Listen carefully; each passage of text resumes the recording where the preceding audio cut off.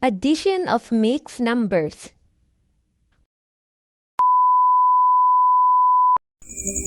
Hello everyone, I am your math tutor Justin Orcaos Dinyani. So come, listen and learn with me. So now let us solve the addition of mixed numbers.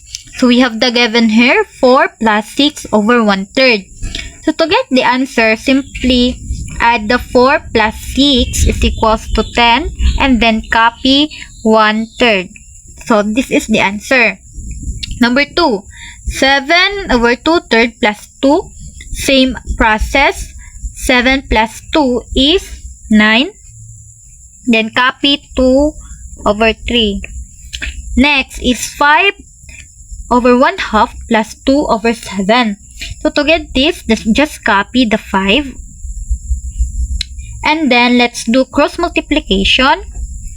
So over 1 times 7 is 7 plus 2 times 2 is 4. And then multiply the denominator.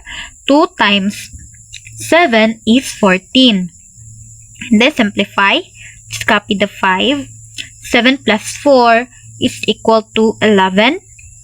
And copy the denominator 14. So the answer is 5 over 11 over 14. Next is 1 over 2/5 plus 6 over 1/4. So 1 plus 6 is equals to 7. And then let's do cross multiplication. So 2 times 4 is 8. And 5 times 1 is 5. Over, multiply the denominator. 5 times 4 is 20. And then simplify. So copy the 7. Over 8 plus 5 is 13. And then copy the denominator 20. So the answer is 7 over 13 over 20.